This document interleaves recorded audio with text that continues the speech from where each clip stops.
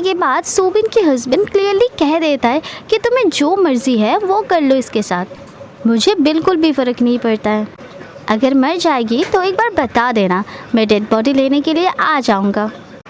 अपने हस्बैंड की मुंह से ये सारे बातें सुनकर तो सुबिन एकदम टूट ही गई थी और साथ ही में उसे बहुत ही ज़्यादा गुस्सा भी आ जाते हैं, जिस कारण से वो अपनी कार को इधर उधर भगाने लगती है बहुत ही स्पीड से। और ये देख के तो वो किलर खुद भी डर जाता है। दूसरी पल हम सुबिन को फिर से देखते हैं जो अपने बाथ टब में शावर ले रही होती है और सुबिन यहाँ पे हमें अपनी लाइफ की स्टोरी बता रही थी कि हर एक लोगों का एक खुद का सपना होता है। सारे लोग चाहते हैं अपने फर्स्ट क्रश, अपने पहला प्यार के साथ बड़े होकर शादी करें। मेरी भी हुई है, पर ये वन साइडेड है। और इसके साथ साथ हमें सुबिन की पास्ट दिखाया जाता है जब वो बस एक बच्ची थी।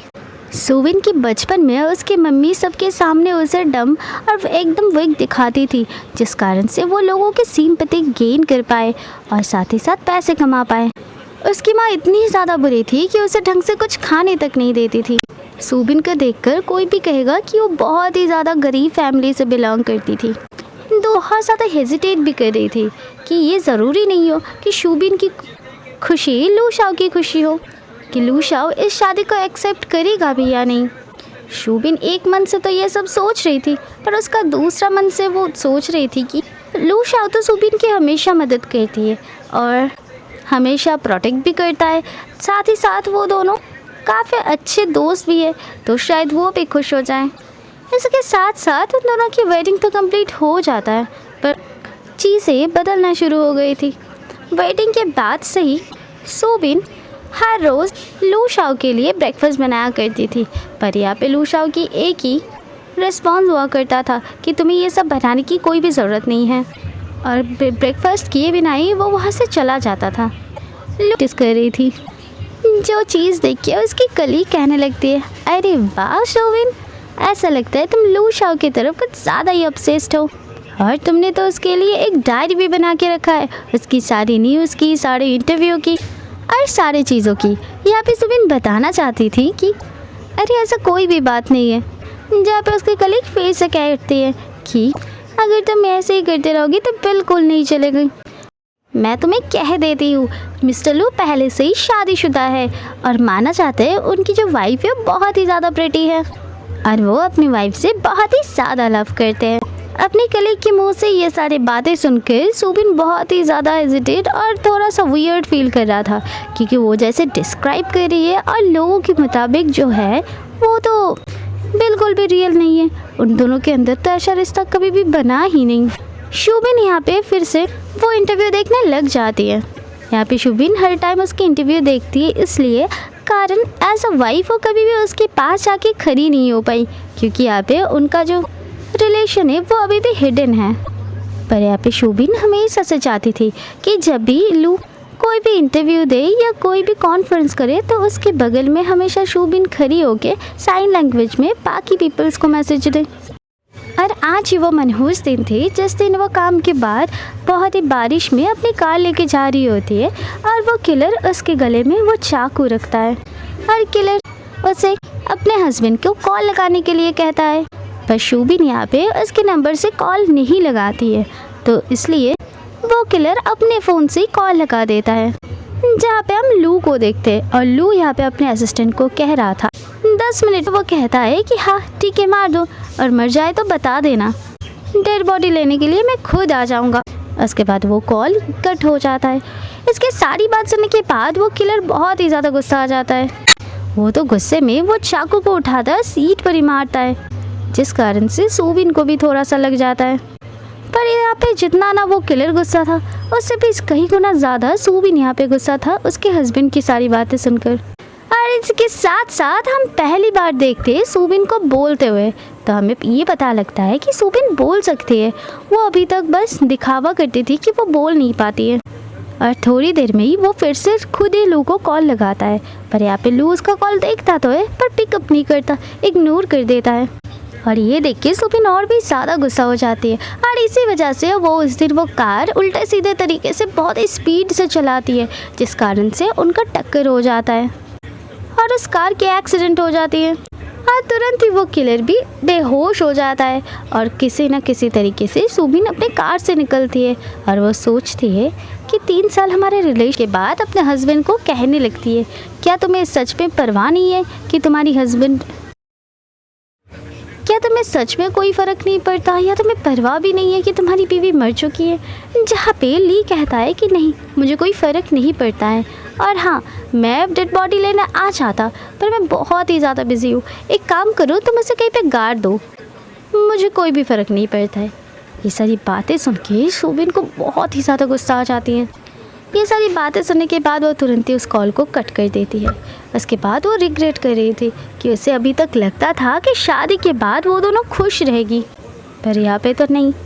शायद लोग शुरू से ही मेरी बहन के साथ शादी करना चाहती थी, पर यहाँ पे अनफॉर्चुनेटली मेरी बहन के साथ नहीं बल्कि मेरे साथ उसकी शादी हुआ है, जिस कारण से शायद वो मुझसे उदास है और उसे शायद मुझ में 1% भी इंटरेस्ट नहीं है। दूसरी तरफ लू शाओ भी सोच रही होती है कहीं ना कहीं कि असल में वो सच तो नहीं कह रहा था, शुबिन कोई मुसीबत में तो नहीं है। तुरंत ही वो फ़ोन उठा के शुबिन को कॉल करने लगता है, पर उसका कॉल बंद आ रहा था, जिस कारण से वो और भी 2-3 बार ट्राई तो करता है पर सेम आ रहा था। उसी टाइम वहाँ पे असिस्टेंट आ जाता है और उस मीटिंग के बारे में कहने लगता है कि सारे अरेंजमेंट हो चुका है, पर तुरंत यहाँ पे लू शाओ उस मीटिंग को कैंसिल करवा देता है और असिस्टेंट को कहता है कि मैं एक नंबर दे रही हूँ, जल्दी से इसका इन्फॉर्मेशन निकालो। और इतना कहने के बाद वो शुबिन को कॉल लगाते हुए वहाँ से जाने लग जाता है घर। और इसी समय हम शुबिन को बात लेते हुए देखते हैं, जहाँ पे वो सोच रही थी कि अब समय आ चुकी है इस सिचुएशनशिप को ख़त्म करने की। इसी टाइम हमें पास्ट का वो सीन दिखाया जाता है। मुझे पता है तुम नाराज़ हो क्योंकि तुम्हारी एक्स होने वाली वाइफ मतलब मेरी बहन भाग गई है। और इसके साथ साथ वो अपने सारे कपड़े उतारने लग जाती है, जहाँ पे लू उसे रोक लेता है और उसका खुद का ब्लेज़र शुबिन को दे देता है। मिस्टर लू यहाँ पे अपने साथ एक कॉन्ट्रैक्ट पेपर लेके आया था, जहाँ पे वो कहता है शुबिन को कि तुम भूल मत जाना कि तुम एक सब्स्टिट्यूट हो, और ऐसे भी ये शादी कभी भी पब्लिक नहीं होने वाली है। और यहाँ पे कॉन्ट्रैक्ट में सारे रूल्स एंड रेगुलेशन लिखा हुआ है। अगर तुमने इनमें से एक भी ब्रेक करने की कोशिश की या फिर तुमने मेरी रेपुटेशन में कोई तरक्की की हानि लाने की कोशिश की तो तुम्हें 2 बिलियन का पेनल्टी भरना पड़ेगा। और उसी टाइम शुबिन बहुत ज़्यादा गुस्से में आ जाती है और गुस्से में ही उस कॉन्ट्रैक्ट पेपर में भी साइन कर देती है। इसके बाद हम फिर से प्रेजेंट में आ जाते हैं, जहाँ पे हस्बैंड की सारी बातें सोचते हुए शुबिन बहुत ही ज़्यादा इमोशनल फील कर रही थी। और इतने में यहाँ पे लू आ जाती है उसकी बाथरूम के अंदर, जिसे देख के शुबिन बहुत ही ज़्यादा हैरान हो जाती है और चौंकने की वजह से उसकी पैर मुड़ के वो नीचे गिरने ही वाली होती है कि लू उसी टाइम उसे पकड़ लेता है और बचा लेता है। और वो साथ ही साथ बहुत सारे एक साथ क्वेश्चन उसकी तरफ फेंक देता है, तुम कहाँ थी, कहाँ पे थी अभी तक, क्या कर रही थी, एक्सेट्रा एक्सेट्रा।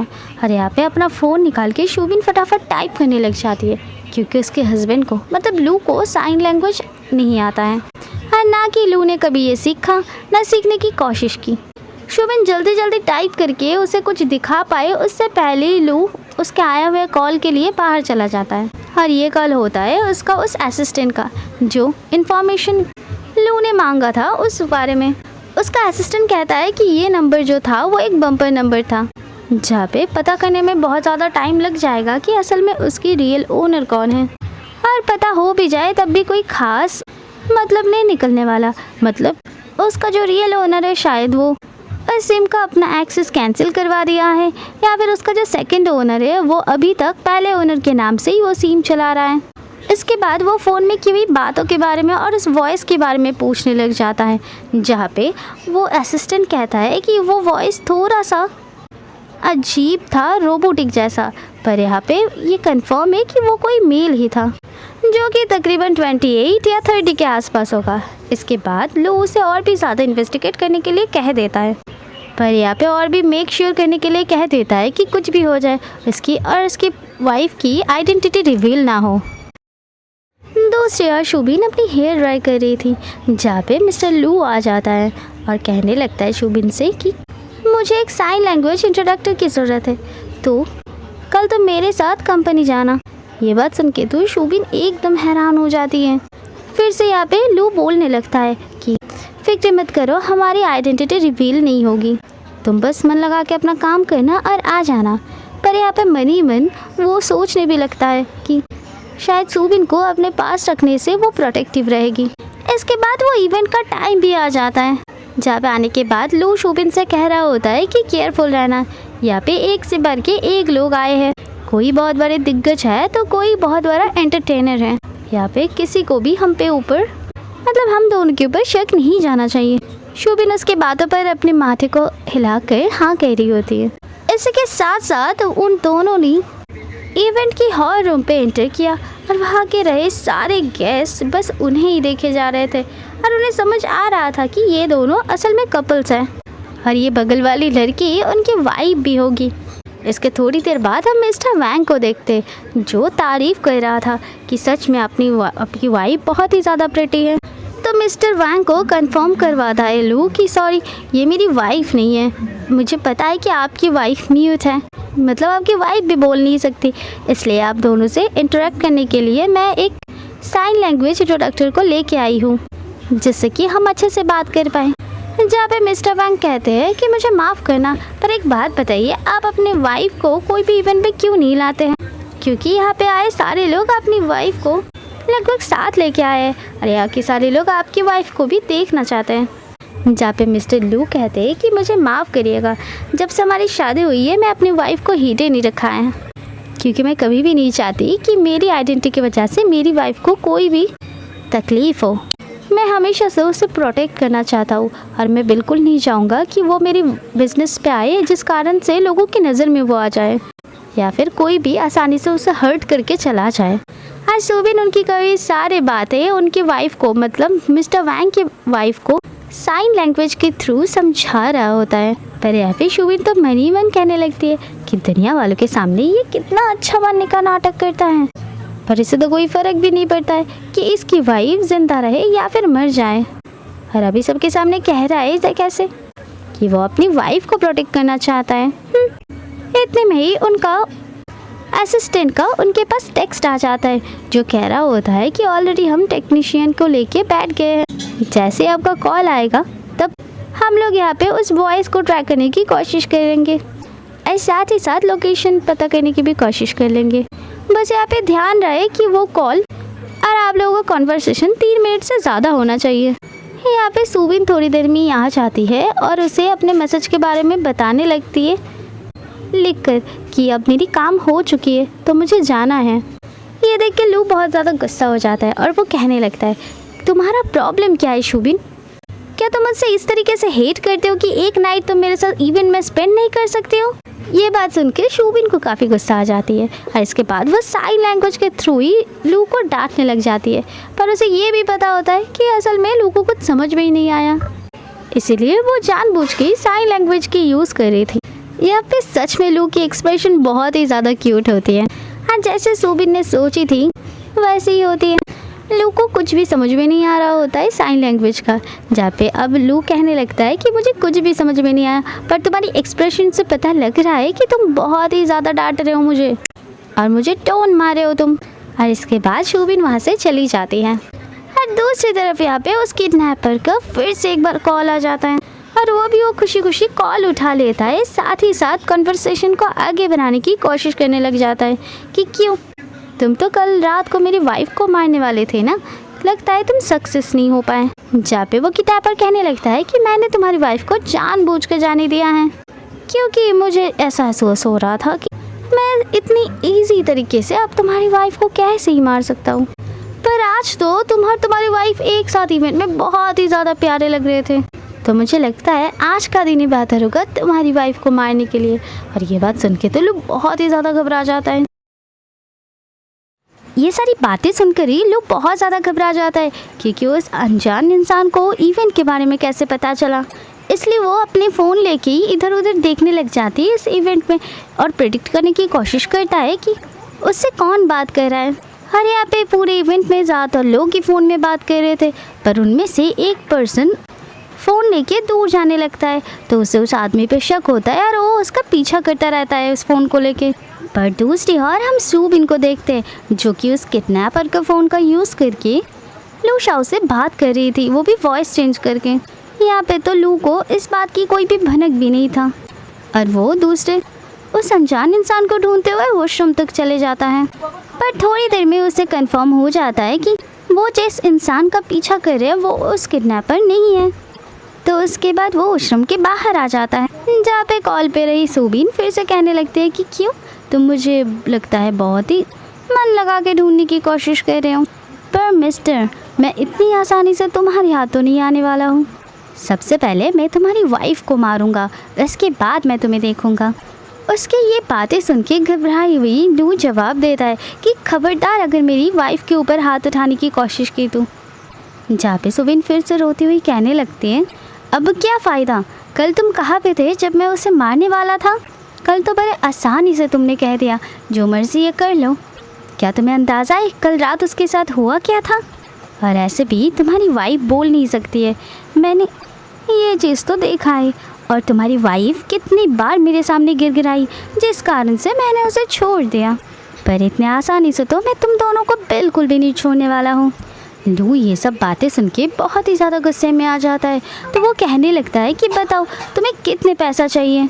और उसे इतना ज़्यादा गुस्सा आता है कि वह वॉल में बहुत ही ज़ोर से एक मुक्का मार देता है, जिस कारण से उसके हाथों को चोट भी लग जाता है और खून भी निकलते रहता है। वो इतनी ज़ोर से पंच मारता है कि वो आवाज़ गर्ल्स वॉशरूम तक भी चला जाता है। जो उसकी इस पंच की वजह से सुबिन भी काफ़ी डर जाती है अचानक से। इसके बाद वो साफ साफ कह ही देती है, अगर तुम तुम्हारी वाइफ को बचाना चाहते हो तो उसे डिवोर्स दे दो। जो सुन के लू काफ़ी ज़्यादा हैरान हो जाता है और कह देता है कि हमारी डिवोर्स से तुम्हारा क्या लेना देना है। जहाँ पे सुबिन कुछ तो नहीं कहती पर मनी मन सोचने लगती है, बहुत ज़्यादा लेना देना है। 3 साल मैंने तुम्हें पूरा दिया है, 3 साल में पूरी तरीके से चुप रही हूँ, कभी भी तुम्हारे लिए किए हुए सारी चीज़ों की एफर्ट्स तुमने देखा ही नहीं है। लेकिन मुझे पता है अगर डिवोर्स की बात सीधा मैंने की तो फिर मुझे 2 बिलियन पे करना पड़ेगा तुम्हें एज अ पेनल्टी। और रही मेरी मॉम, वो तो मुझे जिंदा ही गाड़ डालेंगी। तो सुबिन सोचती है कि इसी तरीके से उससे डिवोर्स लेना ही पड़ेगा। अब लू कहने लगता है कि मुझे नहीं पता कि तुम्हारा प्लान क्या है, पर एक बात कान खोल के सुन लो, कुछ भी हो जाए मैं मेरी वाइफ को कभी भी डिवोर्स दूंगा ही नहीं और तुम्हें पकड़ के रहूँगा। और याद रखना इस सब की सज़ा तुम्हें ज़रूर मिलेगा। ये कहने के साथ साथ वो उस कॉल को कट कर देता है। थोड़ी देर में गर्ल्स वॉशरूम से सुबिन बाहर आती है, जहाँ पे तो वो लू को देख के एकदम हैरान ही हो जाती है, क्योंकि लू धीमे धीमे उसके करीब आ रहा था। तो वो मन ही मन सोचने लगती है कि इसको मेरी आवाज़ तो नहीं आ गई, ये मेरी सारी बात सुन तो नहीं लिया, और अगर गलती से भी इसे पता लग गया कि मैं ही बात कर रही थी और मैं बोल सकती हूँ तो फिर ये पक्का मुझे नहीं छोड़ने वाला। और वो मन ही मन बहुत ज़्यादा डरने लगता है। और दूसरी तरफ सुबिन अपने पर्स को बार बार छुपाए जा रही थी, क्योंकि उसके अंदर उस चोर का फ़ोन था, मतलब उस किडनैपर का। अब लोग कहने लगता है, सच सच बताना तुम मुझे कल रात को क्या हुआ था एग्जैक्टली।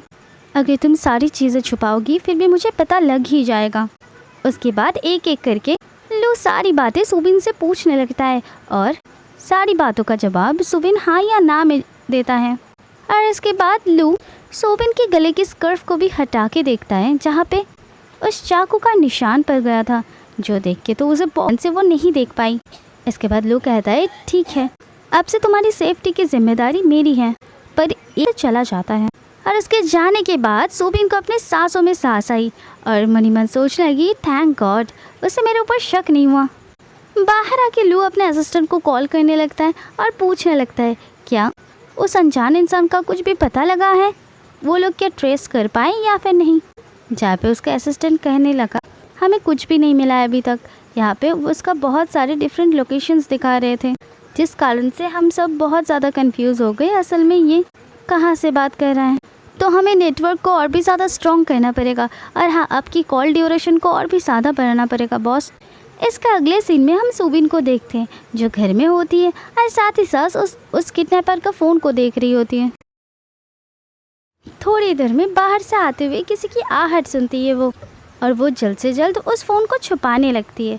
थोड़ी देर में वहाँ पे लू आ जाता है, जहाँ पे आने के साथ साथ ही वो कार की कीज़ मांगने लग जाता है। लू को पता होता है कि नॉर्मली कार की कीज़ उसकी पर्स में ही होती हैं, जिस कारण से वो पर्स के और बढ़ता ही रहता है।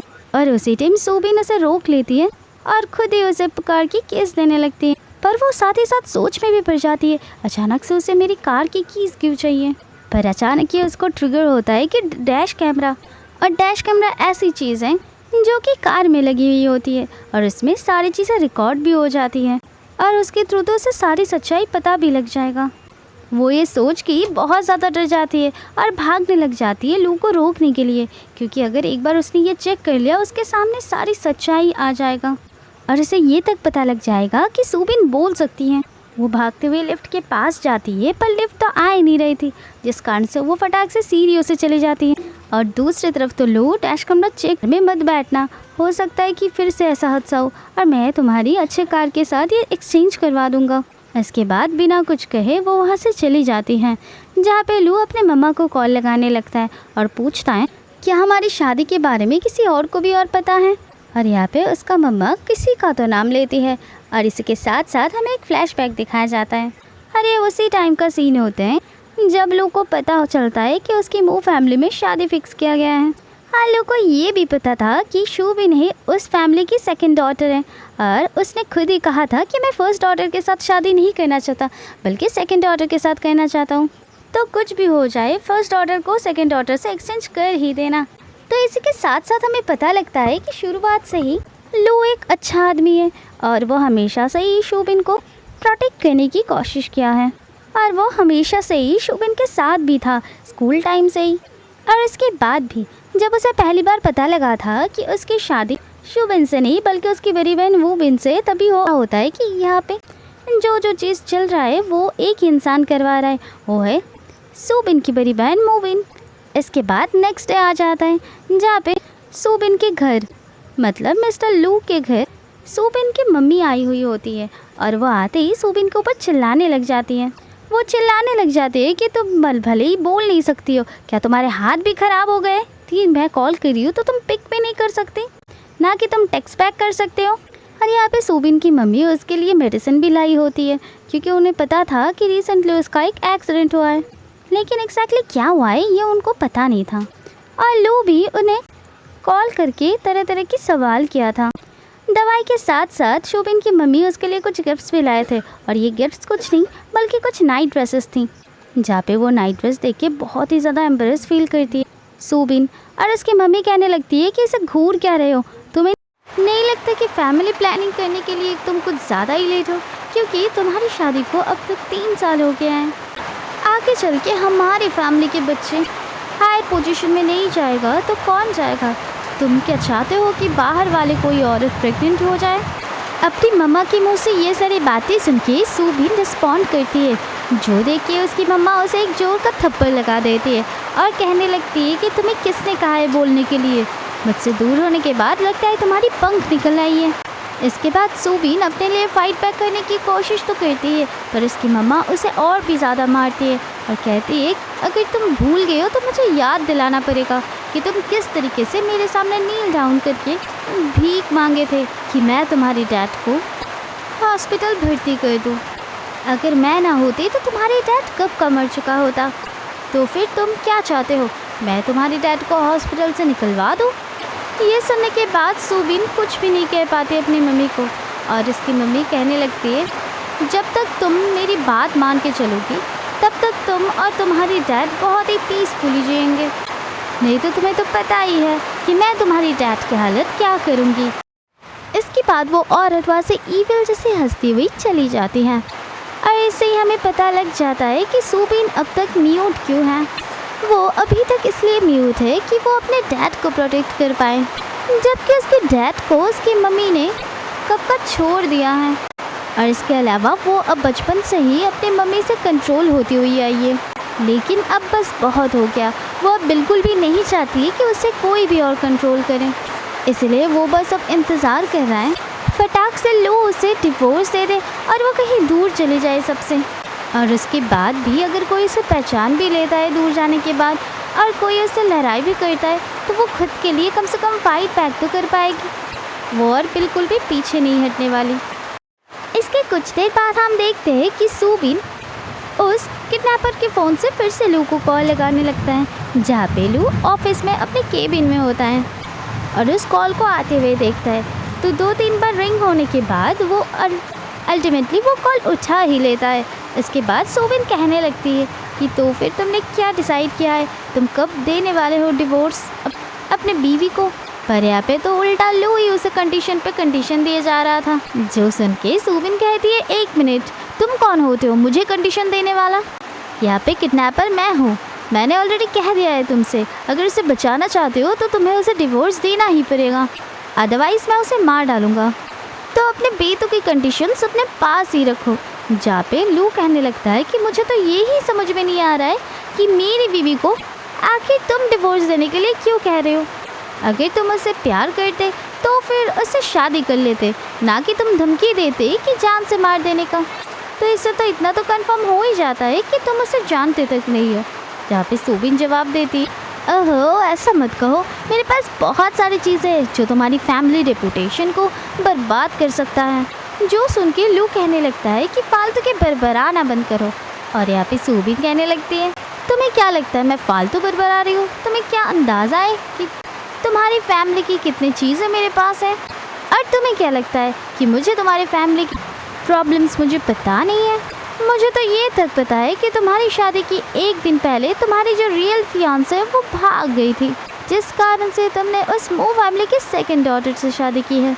ये बात सुन के तो लोग काफ़ी ज़्यादा हैरान तो हो जाता है, पर वो फिर भी कहने लगता है, तुम्हें क्या लगता है मैं इतनी छोटी मोटी बात से डर जाऊँगा? और तुम जो भी मुझे कहोगे मैं घबरा के वो सारी चीज़ कर दूँगा। यहाँ पे सोबिन को समझ में आ गई होती है कि लू इतने आसानी से नहीं मानने वाला। इसके बाद अचानक से लू को सोबिन कहती है, ठीक है अपना फ़ोन चेक करो। जहाँ पे वो उसकी अपनी खुद की लैब की फ़ोटो निकाल के वो उसे भेज देती है। और ये फ़ोटो देखने के बाद ही लू एकदम बौखला ही जाता है। साथ ही साथ उसे बहुत ही ज़्यादा गुस्सा आ रहा था और मन ही मन वो डर भी रहा था कि असल में ये फ़ोटो सोबिन की ना निकल जाए। इसके बाद सोबिन कहने लगती है, देखा फ़ोटो, और जो तुम सोच रहे हो वही है, ये तुम्हारी वाइफ की लेग्स है। ये सुन के वो बहुत ही ज़्यादा गुस्सा हो जाते हैं और अपने कार के ऊपर ही मुक्का मारने लगता है। पर उसे कामली जवाब भी देता है कि तुम्हें क्या लगता है कोई भी फेक लड़की की लैब्स की फ़ोटो देके मुझे बुद्धू बना लोगे तुम? इसके बाद वो गुस्से में कार में बैठ जाता है और ड्राइव करने लगता है। अब सोबिन कहने लगती है, अरे तुम्हें पता है ना तुम्हारी शादी के 3 साल हो चुका है और तुम तो अपनी बीवी की लेग्स को भी नहीं पहचानते हो अभी तक। सोबिन की ये सारी बातें सुनकर लू को हद से ज़्यादा गुस्सा आ रहा था। जहाँ पे सोबिन फिर से एक बार कहने लगती है कि अगर तुम्हें मेरी बातों की भरोसा नहीं है तो फिर क्यों ना तुम खुद ही जाके देख लो। इसकी बात सुनते हुए ही लू यहाँ पे उसका कॉल कट कर देता है गुस्से में, और कॉल कटने की वजह से सोबिन भी काफ़ी गुस्सा हो जाती है। और तभी उसे याद आता है कि गलती में गुस्से के चलते हुए उसने असल में क्या कह दी है, और वो गुस्से में लू को कंफर्म करने के लिए कह दिया है कि ये असल में सोबिन की लेग है। और अगर ऐसा ही हो, लू अगर सच में आके उसके लैब को चेक करे तो फिर वो क्या करेगी तब? यहाँ पे सोबिन तो हद से ज़्यादा यहाँ पे टेंशन में आ गई होती है। और दूसरी तरफ लू होता है जो बहुत ही रफली अपनी कार को ड्राइव करते हुए घर आता है। वो इतने रफली कार ड्राइव किया होता है कि उसकी कार से भी धुआं निकलने लग जाता है, जिस कारण से उसे खुद ही यहाँ पे चोट लग गया था। जैसे ही वो कार से बाहर निकलता है तो उसकी पार्किंग लॉट में वो किसी अनजान इंसान को देखता है, जो कि ब्लैक। ये सीन चेंज हो जाता है और हम नेक्स्ट मॉर्निंग को देखते हैं, जहाँ पे सोबिन नींद से जागने के बाद सीधा नीचे जाती है। और नीचे जाने के बाद तो उसकी आँखों को ही बिलीव नहीं हो रहा था, जहाँ पे वो देखती है कि लू ऑलरेडी ब्रेकफास्ट टेबल में सब कुछ प्रिपेयर करके बैठा हुआ है। जहाँ पे उसके नीचे आने के बाद लू कहने लगता है कि मैंने ऑलरेडी ब्रेकफास्ट प्रिपेयर कर दिया है। और यहाँ पे तो सोबिन सोचने लगती है, जो इंसान मॉर्निंग ब्रेकफास्ट के लिए कभी रुकता भी नहीं था वो आज रुक भी गया और साथ ही साथ ब्रेकफास्ट कर भी रहा है और ब्रेकफास्ट बना भी दी है, और वो भी स्पेशली सोबिन के लिए, जो कि उसके लिए बहुत ही ज़्यादा चौंकाने वाला था। इसके अगले सीन में देखते हैं सोबिन अपने डैड के साथ होती है, जहाँ पे उसकी डैड व्हील चेयर में बैठा हुआ था और उन्हें रख के सोबिन काम के लिए कुछ जा ही रही होती है कि उसका डैड उसके हाथ पकड़ के रोकने लग जाता है। सोबिन के डैड का मेंटली हालत कुछ सही नहीं था उनके डिवोर्स को लेकर, जिस कारण से वो सोबिन के हाथ पकड़ के रोकते हुए कहने लगते कि प्लीज़ प्लीज़ मुझे छोड़ के मत जाओ। और यहाँ पे जिस तरीके से सुबिन के डैड सुबिन से बात कर रहे थे, सुबिन ये देख के बहुत ही ज़्यादा इमोशनल हो जाती है और रोने भी लगती है। और वो कह रही होती है कि मैं कभी भी नहीं चाहती हूँ आपकी ये हालत हो जाए। मुझे इस बात पे बिल्कुल भी यकीन नहीं होता कि आप इतने अच्छे, फिर भी गॉड ने आपको पनिश किया है, जबकि उन्हें मॉम को पनिश करना चाहिए था। जहाँ पे उसका डैड फिर से कहने लगता है कि अपने मॉम के साथ तुम प्लीज़ हैप्पीली रहना। जहाँ पे सुबिन बहुत ही रोने लगती है और अपने डैड से बता रही होती है कि वो बचपन से ही अपनी मम्मा के साथ है और वो कभी भी हैप्पी नहीं थी, और इसकी मम्मी उसे म्यूट गर्ल और साथ ही में डम गर्ल बनने के लिए कहती है, जो कि वो बिल्कुल भी नहीं है और वो ऐसा करना भी नहीं चाहती हैं। पर अपने डैड को प्रोटेक्ट करने के लिए सुबिन को ये करना ही पड़ेगा, और वो ऐसे ही रोने लगती है। दूसरे का वो असली किडनैपर उन दोनों को एक साथ इस हालत में देख के बहुत ही ज़्यादा हंस रहा होता है, क्योंकि उसे सुबिन के बारे में एक और सीक्रेट जो पता लग गई है। अगले सीन में हम सुबिन को रेस्ट रूम में देखते हैं, जहाँ पे वो रोती हुई सोचती है बस एक बार ये डिवोर्स कंप्लीट हो जाए, उसके बाद मैं अपने डैड को लेके यहाँ से बहुत दूर चली जाऊँगी और मैं इतने अच्छे से उनकी ट्रीटमेंट करवाऊँगी जहाँ से वो फिर से पहले जैसे मेंटली स्टेबल हो जाए। उसके बाद मैं एक बार और फिर से अपनी लाइफ को रीस्टार्ट कर सकती हूँ। इतने में ही वो रेस्ट रूम पे किसी की शैडो देखती है, जिससे वो बहुत ही ज़्यादा घबरा जाती है। दूसरे सीन में हम देखते हैं मिस्टर लू शाओ को, जो अपनी इम्पोर्टेंट मीटिंग में होता है, पर वो मीटिंग में होते हुए भी उसका ध्यान उस किडनैपर और साथ में सुबिन के ऊपर ही था। और इतने में ही सुबिन की बॉडीगार्ड्स के कॉल आ जाता है मिस्टर लू के पास, जो कहते हैं कि सॉरी, हमने मैडम को खो दिया है, ना जाने वो कहाँ पे गायब हो गई है। ये बात सुनने के बाद तो लू एकदम ही बहुत ही गुस्सा हो जाता है और गुस्से में ही उस मीटिंग को छोड़ के वहाँ से चला जाता है। और ये चीज़ देख के तो सारे स्टाफ भी काफ़ी हैरान हो जाते हैं। दूसरी तरफ हम फिर से सुबिन को देखते जो छान के साथ होते हैं, जहाँ पे उसे छान कहता है मुझे माफ़ करना, मैंने तुम्हें शायद डरा ही दिया। जहाँ पे इशारे में सुबिन बात करने लग जाती है कि कोई बात नहीं, पर मैं तुमसे मिल के बहुत ही ज़्यादा खुश हूँ। और छान सुबिन की क्लासमेट हुआ करता था और यहाँ पे वो दोनों साइन लैंग्वेज में बात कर रहे थे, जहाँ पे सुबिन कहने लगता है तुमने ये साइन लैंग्वेज कब से सीख लिया और पहले से काफ़ी ज़्यादा इम्प्रूव भी हैं। तो छान भी कहने लगता है कि इम्प्रूव तो होगी, तुमने शुरुआत से ही मुझे थोड़ी बहुत साइन लैंग्वेज सिखा दी थी, पर मैंने बाद में मास्टर क्लास लगवाई थी जिससे कि मैं तुमसे और भी अच्छे से कम्युनिकेट कर पाऊँ। और इतने में ही वहाँ पे मिस्टर लू आ जाते, जो उन दोनों को देख के काफ़ी गुस्सा भी होते और सुबिन को कहने लग जाते हैं कि अरे वाह, तुम तो अपने मिनी वैकेशन एंजॉय कर रहे हो, मुझे तो पता भी नहीं था तुम यहाँ पे हो। इसके बाद टेक्स्ट करके सुबिन बताने लग जाती है और वो छान के बारे में बताती है, जहाँ पे वो दोनों एक दूसरे को हाथ मिला के ग्रीट करते एक दूसरे को। इसके बाद छान सुबिन को कहने लग जाता है कि मुझे पता नहीं था कि तुम अभी भी लू को जानते हो। तो सुबिन भी इशारे में कहने लगती है मैं रिग्रेटेड हूँ और मैं साइन लैंग्वेज के थ्रू ऐसे सारे मैसेज डिलीवर कर देती हूँ उसके ऑफिस की। ये बात को सुनकर तो छान बहुत ही ज़्यादा खुश हो जाता है और इसके बाद वो कहता है चलो हम लोग लंच कर लेते हैं, क्योंकि ऑलरेडी लंच टाइम हो ही चुका है। जो सुन के लू भी कहने लग जाता है कि हाँ सही कहा, मैं भी मेरा लंच तुम दोनों के साथ ही करूँगा। और ये बात सुन के तो सुबिन खुद हैरान हो जाती है। इसके बाद वो तीनों ही रेस्टोरेंट आ जाते हैं और बैठ के लंच कर रहे होते हैं, जहाँ पे छान तो सुबिन से साइन लैंग्वेज में बात करे जा रहा था।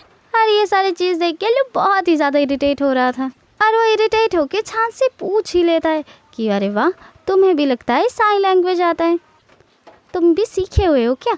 जहाँ पे छान भी जवाब देता है कि हाँ मैंने तो सीखा है और मेरी फ़र्स्ट टीचर सुबिन जो थी उसने सबसे पहले मुझे थोड़ी बहुत बेसिक चीज़ें सिखाई तो थी, पर बाद में मैंने मास्टर क्लास ले लिया ताकि मैं सुबिन के साथ कम्युनिकेट कर पाऊँ। ये बात सुन के लू को पुराने दिन की याद आ जाता है, जहाँ पे वो खुद भी कोशिश किया था साइन लैंग्वेज सीखने का, पर वो इतना ज़्यादा डिफ़िकल्ट होता है कि वो गिव अप कर दिया था। फिर से लू उन दोनों को साइन लैंग्वेज में बात करते हुए देख के बहुत ही इरिटेट हो रहा था और वो छान से पूछने लग जाता है कि क्या तुम्हें कोई पसंद है? और वो बहुत ही एक अजीब सवाल कर देता है कि क्या तुम्हें लड़कों में इंटरेस्ट है? ये बात सुन के तो सुबिन अचानक से खांस ही उठती है और वो कहती है कि आज के लिए लंच यहाँ पे ही ख़त्म करते हैं, हम दोनों को कुछ ज़रूरी काम है। और इसके बाद हम देखते हैं लू का असिस्टेंट उसे कुछ वीडियो भेजा है, जिसके अंदर यहाँ पे सुबिन और किडनैपर एक साथ नज़र आते हैं। तो इससे उसे शक हो जाता है कि सुबिन शायद उस किडनैपर को जानती है और उसके पीछे तभी सूबिन आ जाती है और वो पूछने लगती है तुम्हें प्रॉब्लम क्या है। तो लू भी जवाब देता है कि मेरी प्रॉब्लम ये है कि तुम छान के साथ बड़े अच्छे से कम्युनिकेट कर रहे हो, जबकि तुम दोनों इतने सालों बाद मिले हो फिर भी एक दूसरे से कैसे कम्युनिकेट कर रहे हो बहुत ही कंफर्टेबली। लेकिन मेरा क्या, मैं तो 3 साल से तुम्हारे साथ हूँ, तुमने तो कभी मुझे अंडरस्टैंड नहीं किया। जब भी सूबिन सोच रही है ये कौन सा अंडरस्टैंडिंग करने की बात कर रहा है। सूबिन तो स्टार्टिंग में बहुत ज़्यादा एफर्ट्स लगाने की कोशिश भी की थी, जैसे कि वो दोनों हैप्पीली फॉरएवर रह पाए, पर यहाँ पे मिस्टर लू की एफर्ट्सलेस थिंकिंग के कारण वो सारी चीज़ें बंद कर दी धीमे धीमे। इसके बाद लू अपने असिस्टेंट को कॉल करके बता देता है कि ये अनाउंस कर दो कि हमारी कंपनी एक साइन लैंग्वेज रिक्रूटर को अपॉइंट करेगी और जो इंटरव्यू के लिए आना चाहता है वो आ सकता है बेझिझक। लू यहाँ पे इसलिए ये सब कर रहा था जिससे कि वो सूबिन को अपनी कंपनी में हायर कर पाए और साथ ही साथ हमेशा अपने साथ रख पाए। इसके अगले सीन में हम देखते हैं सूबिन फिर से अपने घर में बैठ के सोच रही होती है कि अभी तक लू ने तो डिवोर्स की बात किया ही नहीं है। उसके बाद वो फिर से उस किडनैपर के फ़ोन से लू को कॉल लगाने लग जाती है। वो कहने लगती है कि तुमने डिवोर्स के बारे में कुछ सोचा या नहीं सोचा, क्योंकि तुम्हारे पास समय बहुत ही कम है। जहाँ पे लू भी कह देता है तुम्हें जो करना है कर लो, मैं तो उसे डिवोर्स बिल्कुल भी नहीं देने वाला हूँ। जहाँ पे सूबिन कहने लगती है कि एक बार और भी सोच लो। लू कहता है तुम्हें जो करना है तुम कर सकते हो, मैंने कहा ना मैं डिवोर्स नहीं दूंगा तो नहीं दूंगा, और तुम्हारे इस फालतू के बकवास के लिए मेरे पास बिल्कुल भी फिजूल टाइम नहीं है। उसके बाद वो उस कॉल को कट कर देता है और रूम के अंदर चला जाता है, मतलब उसके घर। और घर में सूबिन उसे अचानक से देख के बहुत ही ज़्यादा डर जाती है। जहाँ पे लू कहने लगता है मैं तुम्हें डाइवोर्स बिल्कुल भी नहीं देने वाला। और ये सुन के तो सूबिन बहुत ज़्यादा घबरा जाती है कि असलियत उसे पता ना लग गया हो। वो दोनों एक दूसरे को घूर ही जा रहा था। जहाँ पे लू फिर से कहने लगता है कि अगर ऐसी बातें तुमसे कोई करे तो फिर उस पर भरोसा बिल्कुल मत करना, क्योंकि ये बस एक रूमर्स है। पर तुम टेंशन मत करो, हमारे बीच डाइवोर्स बिल्कुल भी नहीं होगा। और ये बात सुनने के बाद तो सूबिन की सांस में सांस आती है। इसके साथ साथ यहाँ पे लू अपने कंपनी में होने वाले इंटरव्यू के बारे में भी बताता है। तो यहाँ पे उस पोस्ट के लिए वो सूबिन को ऑफर करता है, जैसे कि वो हमेशा उसके पास रह पाए और ऑब्जर्व भी कर पाए, और साथ ही साथ उसकी प्रमोशन भी होता रहेगा। तो सूबिन यहाँ पे टेक्स्ट के थ्रू उसे थैंक यू भी कह देती है। उसके बाद लोहा से चला भी जाता है। दूसरे सीन में हम जब सूबिन को देखते हैं अपने बेडरूम में जाते हुए, वहाँ पे तो वो जाके बिल्कुल हैरान हो जाती है, क्योंकि रूम पे तो आज मिस्टर लू था, वो भी बेड में लेटा हुआ। तो सूबिन की इस हैरान हुए चेहरे को देखकर मिस्टर लू कहने लगता है इतने हैरान होने की क्या ज़रूरत है, मैं तुम्हारा हस्बैंड हूँ, एटलीस्ट बेड तो शेयर कर ही सकते हैं। जहाँ पे सूबिन इशारा करके ना करने लग जाती है। लू भी थोड़ा ढीठ होता है और वो कहने लगता है कि देखो मैं तो यहाँ से जाने नहीं वाला, क्योंकि ये तुम्हारे लिए भी सेफ जो नहीं है। इसके बाद वो लाइट्स को ऑफ भी कर देता है। तो सूबिन उस लाइट्स को ऑन कर देती है और ऐसे ही ऑफ ऑन करते करते आधा टाइम तो यहाँ पे ही बीत जाता है। आखिर में लू कहने लगता है तुम्हें सोना है तो सो जाओ, अपना पिलो से छीन लेती है और सोने लग जाती है। और यहाँ पे तो सूबिन को वो घूरता ही रहता है, क्योंकि उसे डर होता है कि पिछले दिन उसने पार्किंग लॉट में उस किडनैपर को देखा था, और वो उसे ये डर होता है कि वो खिड़की से ना आ जाए फिर से, और साथ ही साथ सूबिन को कुछ कर ना ले। यहाँ पे हमें एक फ्लैशबैक बताया जाता है, जहाँ पे बचपन में सूबिन एक रिपोर्टिंग मैगजीन पढ़ रही होती है, और इतने में ही वहाँ पे उसकी मम्मा आ जाती है और उसे मारने लगती है और पागलों की तरह हरकतें करके कहने लग जाती है कि तुम्हें समझ में नहीं आता, मैंने तुम्हें क्या कहा था, तुम पढ़ लिख बिल्कुल नहीं पाती हो, और साथ ही साथ तुम गूंगी हो, तुम बोल नहीं पाती हो। और इसके साथ साथ ज़बरदस्ती उसका मुंह बंद करवा देती है और कहने लगती है अगर तुमने गलती से भी एक बार बोलने की कोशिश की तो याद रख लेना, मैं तुम्हारी जीभ काट लूँगी। और ये सारे फ्लैशबैक सूबिन के सपने में बार बार घूम फिर के आ जाती हैं, और इस सपने में उसे इतनी ज़्यादा तकलीफ़ हो रही थी कि उसके तो वो तुरंत ही उस कार को रोकने के लिए कहती है, और वो रोते हुए उस कार से निकल जाती है। और उसी समय वहाँ पे लू की कार आ जाता है।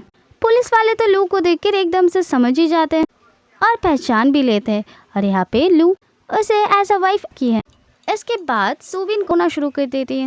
ये चीज़ देखकर तो लू बहुत ही ज़्यादा हैरान हो जाता है, क्योंकि उसे अब तक पता ही नहीं था कि सूबिन इतनी ज़ोर ज़ोर से रो भी सकती है। तो उसे भी काफ़ी बुरा लगता है और वो अपना हैंकी दे देता है सूबिन को। उसके बाद अपने फैमिली ट्रेनर के थ्रू वो सूबिन को ड्रॉप भी कर देता है। इतने में ही उसके फ़ोन में एक कार की डैश कैम की फुटेज आता है जो कि उस पुलिस वाले कार का होता है। और उस फुटेज को देख के तो वो बहुत ही ज़्यादा हैरान हो जाता है क्योंकि वहाँ पे साफ साफ दिखा जा रहा था कि सूबिन बात कर सकती है। तो उसे ऐसा लग रहा था कि शायद सूबिन ठीक हो गई है, पर उसे ये भी समझ में नहीं आ रहा था कि सूबिन असल में ये बात छुपा क्यों रही है। इसके बाद वो लोग डिनर के लिए आ जाते रेस्टोरेंट के अंदर, जहाँ पे आंटी मतलब ब्लू की मम्मी पूछने लग जाती है तुम्हारा वाइफ कहाँ पे है, कई बार रास्ता तो नहीं भटक गई। और उतने में ही वहाँ पे सूबिन भी आ जाती है। यहाँ पे वो लोग एक अच्छी खासी पीसफुली डिनर टेबल और मील को एकदम बेकार और क्योटिक बना देता है, जहाँ पे बैठा हुआ लू का भाई कंटिन्यूसली सूबिन की बुराई करे जा रहा था कि वो मोटी है, वो बोल नहीं सकती, एक्सेट्रा एक्सेट्रा। ये सारी चीज़ें सुनकर तो लू को बहुत ही ज़्यादा गुस्सा आ जाता है, इसलिए वो सूबिन की हाथ पकड़ता है और वहाँ से लेके चले जाने लगता है। जहाँ पे उसकी मम्मी उसे रोकती तो है पर वो कोई भी रिस्पॉन्ड नहीं करता है।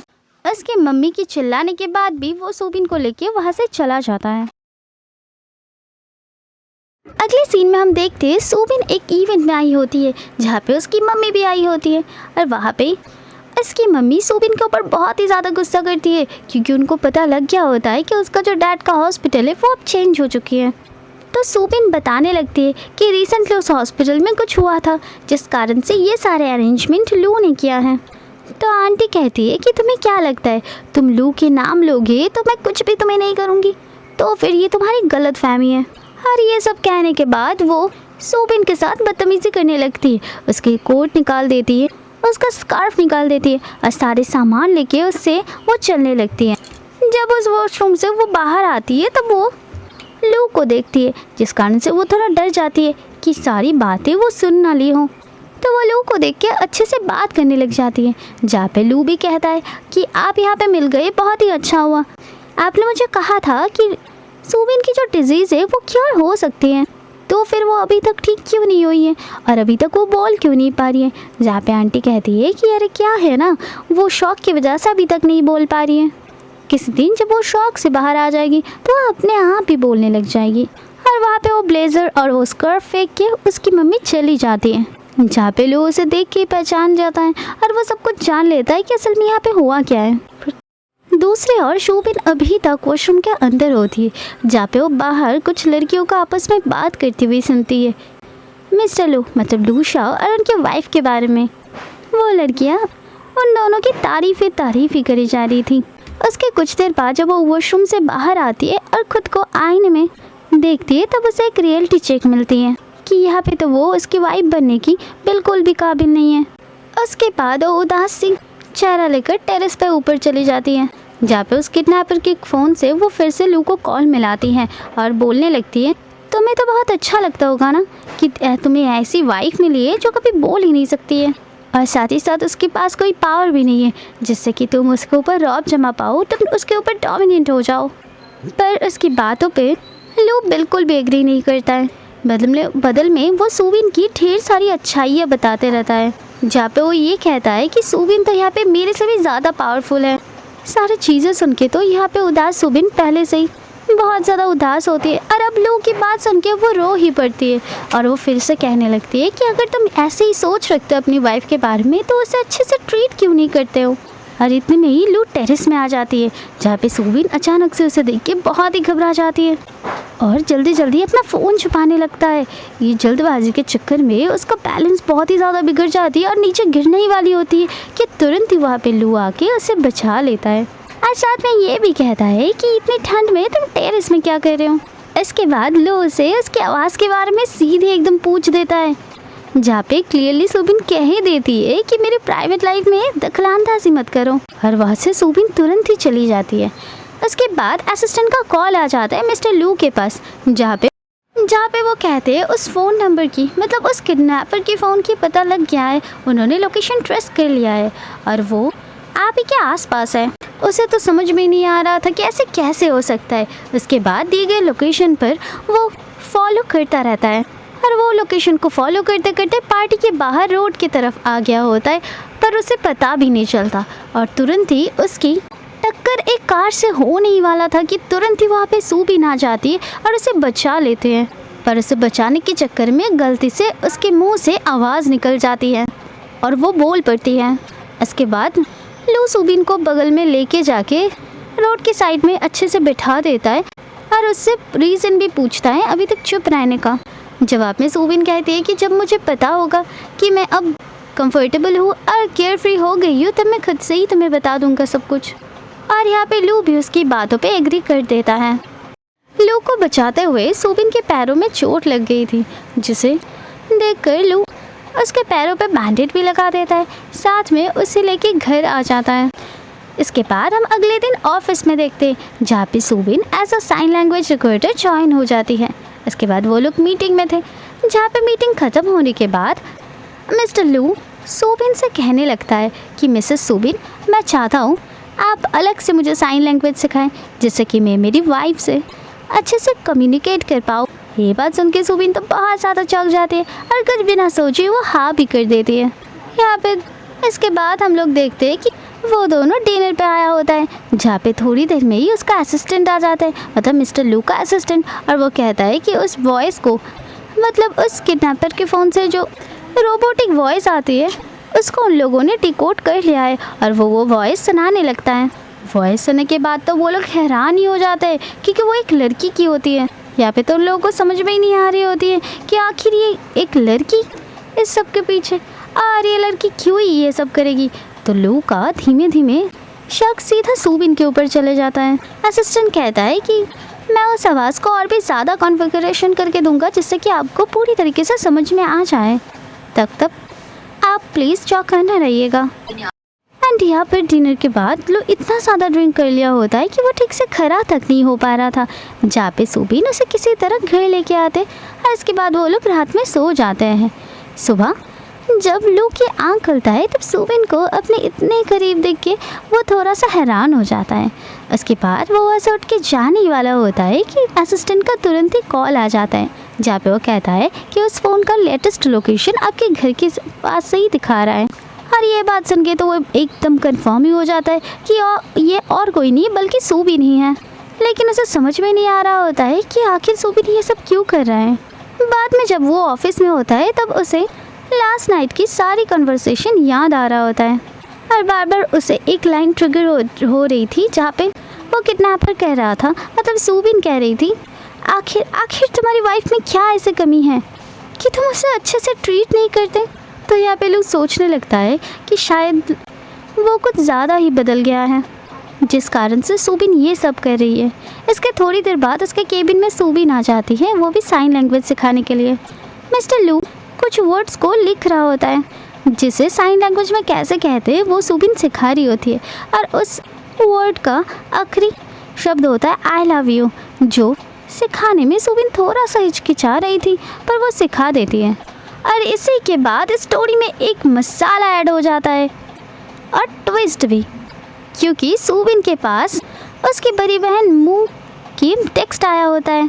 और इसके साथ साथ हमें फ्लैशबैक का वो सीन दिखाया जाता है जहाँ पे मूबिन हमेशा ही सूबिन के साथ थी, जहाँ पे बचपन में जब लू पूछा करता था कि तुम हमेशा इसके साथ क्यों रहते हो, तो सूबिन ने भी जवाब दिया था कि मैं मेरी बड़ी बहन की आवाज़ बन के आई हूँ जिससे कि कोई इसे परेशान न कर पाए।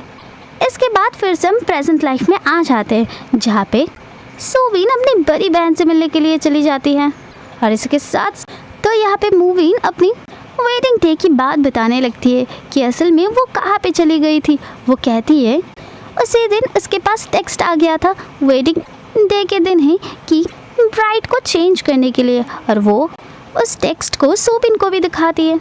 इस टेक्स्ट को देखकर सूबिन बड़ी हैरान हो जाती है कि आखिर लू ने ब्राइड को चेंज करने के लिए क्यों बोला। तो इसके मतलब यह है कि वो शुरुआत से ही मुझसे शादी करना चाहता था। दूसरी तरफ होता है लू, जो अपने घर में चुपके से ढूंढ रहा होता है कि आखिर वो फ़ोन सूबिन ने कहाँ भी छुपाया है। यहाँ पे लू ढूंढ पाए उससे पहले ही सूबिन घर में आ जाती है और उसे पता लग जाती है कि शायद लू मेरे ऊपर शक कर रहा है।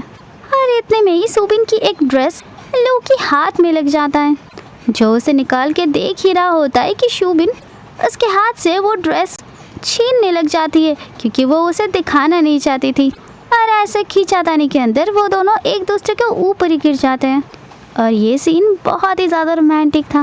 दूसरे टाइम हम देखते हैं कि लू बाथटब के अंदर बैठा हुआ होता है जहाँ पे वो उस किडनैपर के नंबर पर फिर से कॉल लगा देता है और वो बोलने लगता है कि तुमने पूछा था ना कि मैं इतना बदल क्यों गया हूँ। तभी वो बताने लग जाता है अपनी शादी के बाद सुबिन को ये लग रहा होता है कि उसकी बहन के जाने की वजह से बस उसे एक रिप्लेसमेंट के तौर पे रखा गया है और शायद से सुबिन मुझे पसंद करती भी नहीं है और इसी वजह से मैं थोड़ा सा कोल्ड एक्ट कर रहा था जिस कारण से मुझे भी बुरा ना लगे और सुबिन को भी, और सुबिन यहाँ पे अच्छे से अपनी लाइफ जी पाए। तो यहाँ पे सुबिन पूछने लगती है तो फिर अगर तुम्हें यही करना था तो शादी क्यों किया तुमने। जहाँ पे हमें पास्ट की बहुत सारी सीन एक साथ दिखाया जाता है जहाँ पे सुबिन की मम्मी हमेशा सुबिन को ट्रैप करके रखी थी। ना उसे इधर उधर जाने का परमिशन था, ना कि पढ़ाई करने का, और ना ही वो किसी से सुबिन को मिलने तक देती थी। लू हमेशा से ही उसे उस पिंजरे से निकालना चाहता था और बस यही एक रास्ता था कि वो उससे शादी कर ले और उसे प्रोटेक्ट करने के लिए हमेशा खुद के पास रखे। पर मुझे नहीं पता था ये सारी चीज़ें ऐसे टर्न हो जाएंगे। ये सारी बातें सुन के तो सुबिन बहुत ही ज़्यादा इमोशनल हो जाती है और वो रोने लगती है।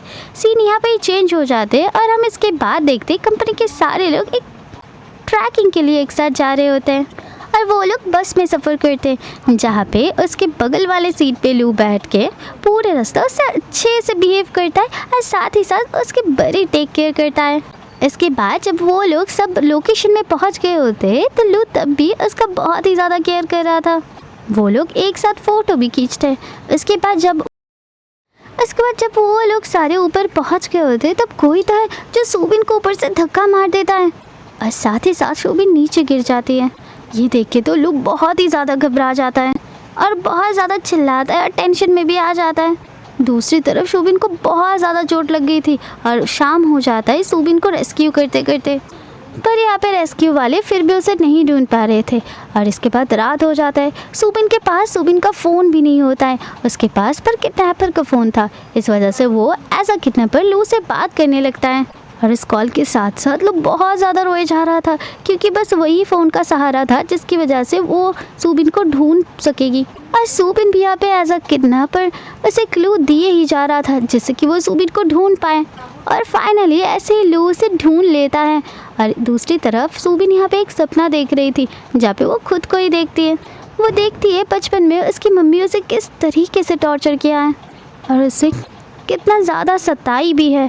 बस वो हमेशा से यही चाहती थी कि कुछ ना कुछ करके वो ये सारी चीज़ों से आज़ाद हो जाए। और इतने में ही उसे होश आ जाता है जहाँ पे वो सामने मिस्टर लू को देखता है और वो बहुत ज़्यादा हैरान भी हो जाती है। बस वो यही होप कर रही होती है कि वो फ़ोन मिस्टर लू के हाथ ना आया हो। उसके बाद सुबिन हॉस्पिटल में ही आराम करती है। दूसरी तरफ हम अगले दिन लू को देखते हैं अपने घर में जहाँ पे वो उस किडनैपर के फ़ोन में मतलब सुबिन को कॉल कर रही होती है, जहाँ पे वो कॉल करके सुबिन को कह रहा होता है देखो किडनैपर मुझे तुम्हारा एक हेल्प चाहिए। आखिर मैं उसे डिवोर्स कैसे दूँ या फिर आखिर मैं उसका दिल कैसे जीतूँ। यहाँ पे तो सुबिन बिल्कुल हैरान हो जाती है कि आखिर लू चाहता क्या है। इसके बाद सुबिन कहती है ठीक है मैं सोच के बताता हूँ। इसके बाद वो उस कॉल को कट कर देती है। इसके बाद फिर से नेक्स्ट डे का टाइम आ जाता है जहाँ पे वो टेरेस में जाके लू को कॉल कर रही होती है उस किडनैपर के फ़ोन से और उसे कुछ चीज़ें बता रही होती है। और इतने में ही वहाँ पे पीछे से लू आ जाता है और उसे देख के तो उसका फ़ोन ही हाथ से नीचे गिर जाता है और रंगे हाथ यहाँ पे लू सुबिन को पकड़ लेता है। तो यहाँ पे सुबिन उसे पूछने लगता है क्या तुम्हें बहुत पहले से ये पता था।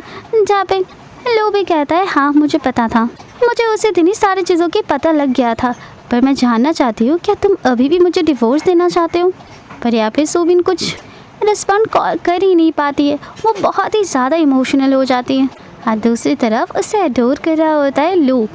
इसके अगले सीन में हम देखते हैं वो लोग घर में होते हैं जहाँ पे वो दोनों डिनर कर रहे होते हैं और लू सुबिन को समझाने लगता है कि मैंने कभी भी तुम्हें हेट नहीं किया।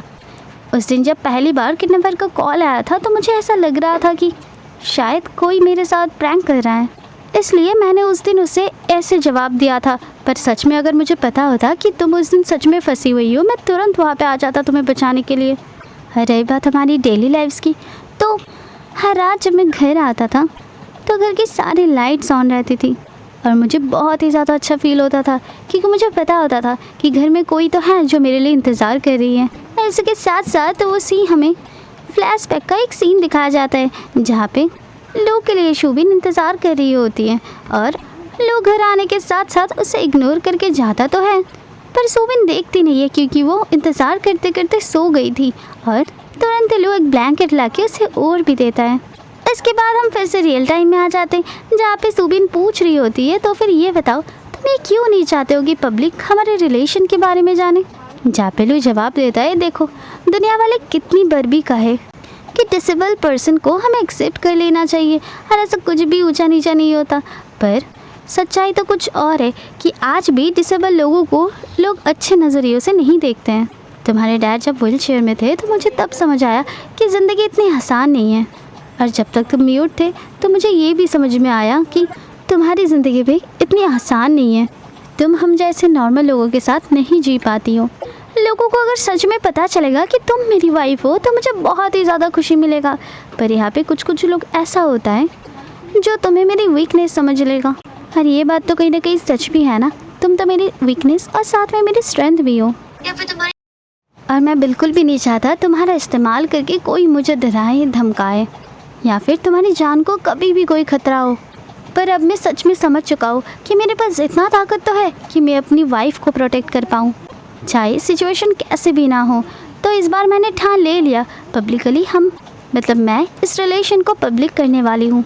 सीन यहाँ पे ही चेंज हो जाता है। इसके बाद हमें बहुत ही प्यारा एक मॉर्निंग दिखाया जाता है जहाँ पे वो अपने बगल में लू को नहीं देखता है उठने के साथ साथ। इसके बाद वो चिल्लाने लग जाता है। इसके बाद तो वो थोड़ा बहुत घबरा ही जाती है, इधर उधर ढूंढती है, फिर वो देखती है कि लू तो यहाँ पे है ही नहीं। इसके बाद वो लू को कई बार कॉल भी लगाती है, पर लू तो उसका कॉल पिकअप करता ही नहीं। तो वो रोने लगती है बहुत ज़्यादा कि मेरी इस ना समझ के कारण वो मुझसे गुस्सा तो नहीं हो गया।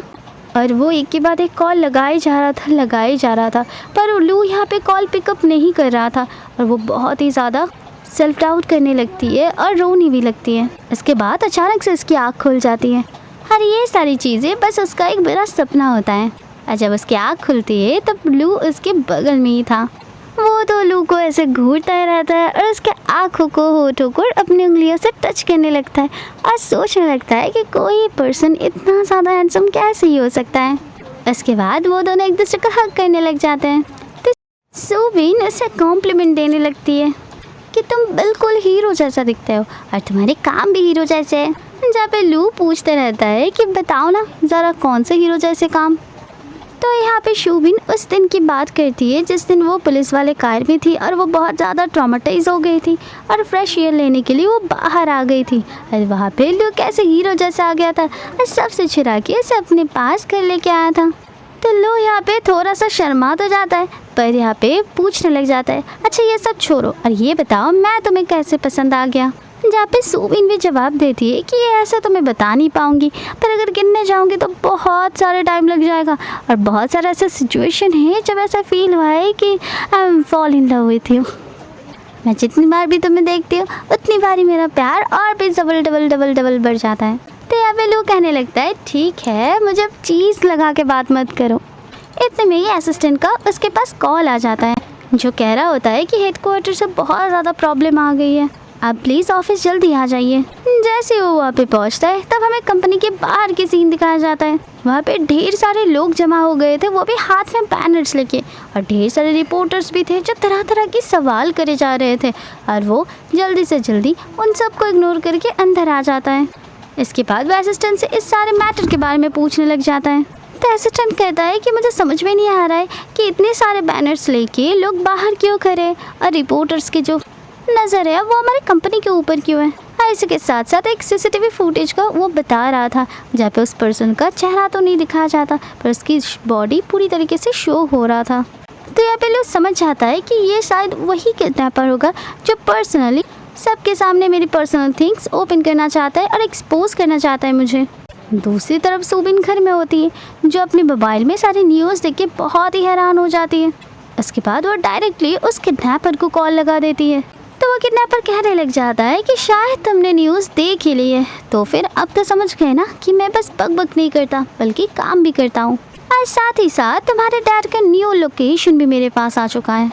सुबिन यहाँ पे पूछने बार बार लगता है कि आखिर तुम्हें चाहिए क्या, जहाँ पे वो किडनैपर कहता है कि तुम्हें जो मर्जी कर लो, पर अगर गलती से भी मैं कैसा दिखता हूँ ये तुमने उसे बताया तो समझ लेना तुम्हारे डैड पूरी तरीके से डिस्ट्रॉय हो जाएंगे। और ऐसे भी मैं बहुत ही जल्द लू को डिस्ट्रॉय करने वाला हूँ। और एक बात, मेरा फ़ोन तुम्हारे पास है तो इसका प्रूफ भी मैं सबको दे ही सकता हूँ कि तुम भी मेरे साथ मिले हुए हो। अरे यहाँ पे ना तुम्हारे ऊपर कोई भरोसा करेगा ना तुम बच भी पाओगे। इसके बाद सुबिन उस फ़ोन को कॉल को कट करने के लिए कहती है, जहाँ पे वो किडनैपर कहता है कि एक काम करो, मेरा फ़ोन मुझे वापस कर दो, इससे तुम्हारा ही अच्छा होगा और सब कुछ ठीक भी हो जाएगा। यहाँ पे सुबिन भी सोचती है कि अभी तो टाइम सही चल रहा है तो फिर मुझे उसका फ़ोन वापस कर देना चाहिए, पर यहाँ पे शायद मुझे ये सारी बात लू को बता देनी चाहिए। पर यहाँ पे वो डर भी रही होती है कि अगर उसने जाल बिछाए रखा हो तो फिर इसके लिए वो लोग डेंजर में भी पड़ सकते हैं। वो यहाँ पे सोच ही नहीं पाती कि उसे करना क्या चाहिए और वो फुल्ली कंफ्यूज्ड हो जाती है। दूसरी तरफ अपनी केबिन में लू को देखते हैं, जहाँ पे असिस्टेंट आ जाता है उसके पास एक एग्रीमेंट को लेकर, और इस फाइल के अंदर बहुत सारी डॉक्यूमेंट होती है। तो वो पूछता है लू कि ये किसने दिया है, जहाँ पे वो बताता है कि पता नहीं डिलीवरी पर्सन आके इसे डिलीवर कर दिया है और किसी अनजान इंसान ने इसे भेजा है, और साथ ही साथ इसके कोई लेटर्स भी नहीं दिया गया है।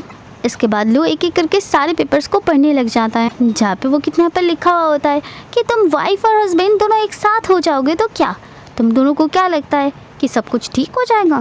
पर यहाँ पे मैं तुम्हें वार्निंग देना चाहती हूँ मिस्टर लू, मैं वो सारी चीज़ें छीन के रहूँगा जो चीज़ मेरा है। मैं सभी के सामने तुम्हारा पर्दा ज़रूर फास करके रहूँगा, फिर मैं देखता हूँ तुम पे कौन बिलीव करता है। और यहाँ पे वो बहुत ही ज़्यादा घबरा जाता है लू कि इस वजह से सुबिन को कोई तकलीफ़ ना हो और सुबिन कोई चीज़ों में फंस ना जाए। यार थोड़ी देर में उस असिस्टेंट का फिर से कॉल आ जाता है, जहाँ पे वो बताता है कि वो किडनैपर का फ़ोन फिर से एक्टिव हुआ है और यहाँ पे वो फ़ोन का लोकेशन कहीं पे तो जा रहा है। इसके मतलब ये है आपकी वाइफ अभी कहीं पे जा रहा है। इसके बाद वो अपने फ़ोन से उस GPS को ट्रैक करने लगता है और देखने लगता है, और बहुत ही जल्द उसे ढूंढते हुए तुरंत उसके पास चला जाता है लू, जहाँ पे वो पूछता है कि तुम यहाँ पे क्या कर रहे हो। और लू ये भी कहता है कि उसके उस फ़ोन में GPS ट्रैकिंग के माध्यम से वो ट्रैक कर सकता है कि तुम कहाँ पे जा रहे हो। तो सुबिन कहने लगती है कि प्रॉब्लम यहाँ पे मेरे साथ है, एक बार मैं उसका फ़ोन उसे वापस कर दूँ तो शायद सब कुछ ठीक हो जाए। जहाँ पे लू उसे समझाने की कोशिश करता है कि तुम्हें ऐसा क्यों लगता है कि फ़ोन देने के बाद सब कुछ ठीक हो जाएगा, या फिर वो बस तुमसे फ़ोन ही मांग रहा है। यहाँ पे सुबिन बहुत ही ज़्यादा इमोशनल हो जाती है और साथ ही साथ कहने लगती है कि मैं इस फ़ोन के साथ बिल्कुल भी नहीं रहना चाहती हूँ और मैं इसके साथ बिल्कुल नहीं रह सकती। मुझे हर दिन सोते हुए, उठते हुए, खाते हुए बस एक ही सपना आता है कि तुम हमेशा मुझसे गुस्सा हो जाती इस वजह से, और मुझे बहुत ज़्यादा डर लगता है इस सारी चीज़ों की कि तुम्हारे अंदर अभी भी बहुत सारे सवाल है मुझे लेकर, जहाँ पे तुम मुझे अभी भी दोषी मानते हो क्योंकि मैंने ही वो किडनैपर बन के तुमसे बात की थी, जिस कारण से तुम मुझे छोड़ के चले गए थे। मैं नहीं चाहती इस फ़ोन की वजह से ये सब कुछ हो, इसलिए इसके ओनर को मैं इसे वापस करना चाहती हूँ। लू यहाँ पे सुबिन के ऊपर चिल्लाने के बजाय उसे सॉरी कहने लग जाता है और साथ ही साथ उसे एडोर करके उसे समझाने की भी कोशिश करती है। और सच में लू यहाँ पे एकदम ग्रीन फ्लैग नहीं बल्कि ग्रीन फॉरेस्ट होता है, और वो बार बार सुबिन से माफ़ी मांगकर कहने लगता है, सॉरी सुबिन, मेरी वजह से तुम्हें इनसिक्योर फील हो रहा है, इसी वजह से तुम्हें बार बार लग रहा है कि मैं तुम्हें अनकम्फर्टेबल फील करवाऊँगा, और मैं तुम्हें प्रॉमिस करता हूँ ऐसा कभी नहीं होने वाला है, भले ही हमारे बीच कुछ भी हो जाए, कितने भी बड़े झगड़ा हो जाए। तो यहाँ पे सुबिन भी कह रही होती है कि अगर कभी तुम्हारा डाउनफॉल आता है तो मैं हमेशा तुम्हारे साथ दूंगी। यहाँ पे लू कहने लगता है कि मैं कभी भी नहीं चाहता हूँ कि मेरी पास्ट की चीज़ें तुम्हारे सामने आए, क्योंकि मुझे पता है अगर वो गलती से भी आ गया तो तुम मुझे छोड़ के चले जाओगे। जहाँ पे सुबिन भी कहती है कि नहीं, ऐसा कभी नहीं होगा, तुम्हें भी तो मेरे पास्ट के बारे में पता है कि तुम मुझे छोड़ के चले गए थे, तो फिर तुम्हें ऐसा क्यों लगता है मैं तुम्हें छोड़ के चली जाऊँगी। यहाँ पे वो कुछ भी रिस्पॉन्ड नहीं करता है, पर कहता है कि कल को अगर मैं गायब हो जाता हूँ और मेरा कोई भी एग्जिस्टेंस तुम्हें ना मिले, फिर भी तुम उदास मत होना, बस ये समझना कि मैं हमेशा तुम्हारे साथ हूँ। हमेशा मैं तुमसे ही प्यार करता रहूँगा। इसके बाद हम देखते हैं वो दोनों कार में बैठा हुआ होता है, जहाँ पे लू सुबिन से कह रहा होता है कि आज जो कुछ भी हुआ है सारे एक्सप्लेनेशन मुझे पब्लिक के सामने रखना पड़ेगा। हम एक प्रेस कॉन्फ्रेंस अरेंज करेंगे और तुमने तो कहा है ना तुम मेरे साथ दोगी, तो फिर मेरे साथ उस प्रेस कॉन्फ्रेंस में चलना। मैं जो भी बात कहूँगा तुम साइन लैंग्वेज के थ्रू लोगों को समझा देना, और ऐसे तुम मेरी बहुत बड़ी मदद करोगी। जहाँ पे खुशी खुशी सुबिन हाँ कर देती है। और इसके बाद हम देखते हैं सुबिन से मिलने के लिए मूबिन आ जाती है। मू यहाँ पे उसे बताने के लिए एक रीज़न लेके आई थी, जहाँ पे वो बताती है देखो तुम्हें पता तो है ब्राइड एक्सचेंज हो गई थी, पर मेरा वो रीज़न नहीं था। और इसके बाद वो उसे एक एग्रीमेंट देने लग जाती है और पूछती है क्या तुम अभी भी उसके साथ रहना चाहोगी। इसके बाद सुबिन यहाँ पे बोलने लग जाती है, जो देख के मूबिन कहती है कि फाइनली तुम्हें तुम्हारी आज़ादी तो फिर मिल ही चुकी है। और इससे ही सुबिन को पता लगता है कि मूबिन को भी पहले से ही पता था कि वो बोल सकती, पर यहाँ पे आज तक वो कभी भी उसे टोका नहीं था, क्योंकि वो भी नहीं चाहता था कि उसकी मम्मी फिर से इसके ऊपर टॉर्चर करे। जहाँ पे सुबिन उससे पूछने लगती है कि ये डॉक्यूमेंट आखिर तुम्हें दिया कौन है। इसके बाद मूबिन कहने लगती है कि जिसने भी दिया हो, पर सच में यही रीज़न था, वो उस दिन मैं चली गई थी इस वजह से पहले ही। इसके बाद हम रात के सीन देखते हैं, जहाँ पे लू के सामने सुबिन अपनी वेडिंग ड्रेस पहन के आ गई थी, जो देख के एकदम लू तो हैरान ही हो गया और कहती एक मिनट तुम मुझे छोड़ के दूसरी शादी तो नहीं करने वाली हो। और इसके बाद साथ ही साथ लू के हाथ में वो एक न्यू एग्रीमेंट पकड़ा देती है, और ये होती है उनकी शादी की न्यू एग्रीमेंट, वो भी सुबिन के अकॉर्डिंग। और इस एग्रीमेंट के अनुसार लू कभी भी सुबिन को डिवोर्स नहीं दे सकता है, और अगर वो डिवोर्स देना चाहा तो फिर हर मंथ कंपनसेशन के तौर पे सुबिन को 1 बिलियन रुपीस ट्रांसफ़र करना पड़ेगा, और हर दिन के अलग अलग एक्सपेंसेस भी उसे पे करने होंगे। इसके साथ और भी बहुत सारे टर्म्स वहाँ पे लिखे हुए होते हैं। इसके बाद सुबिन सारी सच्चाई उसे बता देती है कि वो उसकी बहन मू से मिली थी, और मू ने उसे सारी की सारी बात बता दी है, और साथ ही साथ उस एग्रीमेंट के बारे में भी बता देती है जो उसकी बहन ने उसे दी थी। उसके अंदर डीएनए का रिजल्ट होता है। तो फिर आखिर इसमें वो कौन सी सीक्रेट है जो छुपाई जा रही है, ये तो हमें बाद में ही पता लगेगा। हाँ, ये सब बताते हुए सुबिन काफ़ी इमोशनल भी हो गई थी। इसके बाद वो दोनों एक दूसरे को किस करने लग जाते हैं। सीन यहाँ पे ही चेंज हो जाता है, और आखिर वो दिन आ ही जाता है जिस दिन प्रेस कॉन्फ्रेंस होने वाली थी, जहाँ पे वो दोनों भी तैयार था उस कॉन्फ्रेंस में जाने के लिए, जहाँ पे सुबिन को लू बहुत ही ज़्यादा इनकरेज करे जा रहा था। तो लू भी यहाँ तो सुबिन यहाँ पे कहती है कि तुम खुद तो डरे हुए हो और ऊपर से मुझे इनकरेज करे जा रहे हो। इसके बाद हम देखते हैं उस प्रेस कॉन्फ्रेंस शुरू हो जाती है, जहाँ पे एक एक करके सारे एक्सप्लेनेशन लू सबको दे रहा होता है, और दूसरे और साइन लैंग्वेज के थ्रू यहाँ पे सुबिन सबको समझा रही होती है। पर इस कॉन्फ्रेंस के दौरान यहाँ पे लाइट्स ऑफ हो जाती है, साथ ही साथ फायर अलार्म भी बजने लगता है, और सारे लोग इधर उधर भागने लग जाते हैं, और साथ में एक क्राउड एकदम सिचुएशन क्रिएट हो जाता है। और इस बीच यहाँ पे सुबिन भी गायब हो जाती है। यहाँ पे लोग काफ़ी बार उसे कॉल करने की ट्राई करती है, पर वो कॉल लग नहीं रही होती है। उसके बाद उसके पास फिर से एक बार वो कॉल आता है किडनैपर का, और हमें वही सीन दिखाया जाता है एक बार रिपीट होते हुए, जो कि किडनैपर सुबिन के गले में चाकू रख के उसके हस्बैंड मतलब लू को कॉल कर रहा होता है। तो यहाँ पे हमें पता ये लगता है कि जो लू शाओ है वो तो होंगवा फैमिली की असली बायोलॉजिकल बेटा है ही नहीं। असल में यहाँ पे जो किडनैपर है वही होता है उस फैमिली की बायोलॉजिकल लड़के, पर यहाँ पे वो फैमिली वाले उसे हमेशा के लिए डिसोन कर देते हैं, मतलब फैमिली से निकाल दिया होता है, जिसका नाम यहाँ पे जी वैन होता है। ये सारी बात जानने के बाद भी वो तो बस इतना ही कहती है कि मैं अभी भी तुमसे उतना ही प्यार करती हूँ, एंड कॉल को कट कर देती है।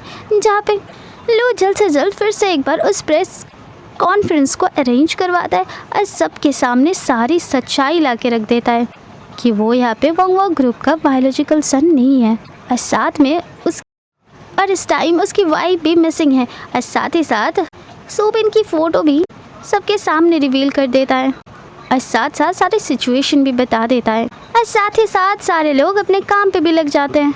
दूसरी तरफ ये सारे न्यूज़ लू के मॉम डैड भी देख रहे थे। वो लोग बहुत ज़्यादा घबराते हैं कि हमें बताया जाता है कि उनका जो असली बेटा है उनको बहुत पहले ऑर्फनेज में भेज दिया होता है, वो भी मेंटल हॉस्पिटल में, क्योंकि उनका बेटा बिल्कुल ही मेंटल स्टेबल नहीं था। उसके सारे बिहेवियर एज अ साइकोपैथ था। और इतने में यहाँ पे जीवन उसके मॉम डैड के घर आ गया होता है सूबिन को लेकर। और सूबिन की हालत बहुत ख़राब थी, वो बेहोश होती है और वो अपने मॉम डैड को बहुत ज़्यादा हर्ट करता है। पर यहाँ पे सही समय लू आ जाता है और उसके साथ जीवन का एकदम फाइट शुरू हो जाता है। और साथ ही साथ लू यहाँ पे जीवन को समझाने लग जाता है कि एक बार अगर तुम मेंटली स्टेबल होके यहाँ पे आ जाते और सारी सच्चाई मुझे बता देते तो फिर मैं तुम्हें एज अ ब्रदर एक्सेप्ट कर लेता। पर इस टाइम पे तुम जो ये सब हरकतें किए हो और तुम कर रहे हो, तुम्हारी असली जगह जेल में ही है। इतने में यहाँ पे पुलिस आ जाते हैं और हमेशा के लिए जीवन को लेके चले जाते हैं। और सीन यहाँ पे अच्छे से चेंज हो जाते हैं। दूसरे सीन में हम देखते हैं कि जहाँ पे सूबिन अपने फ्रेंड्स के साथ होते हैं और साथ में लू भी अपने फ्रेंड्स के साथ होते हैं। हालांकि लू अभी तक चांद को देख के उतना ही जेलस फील भी करता है।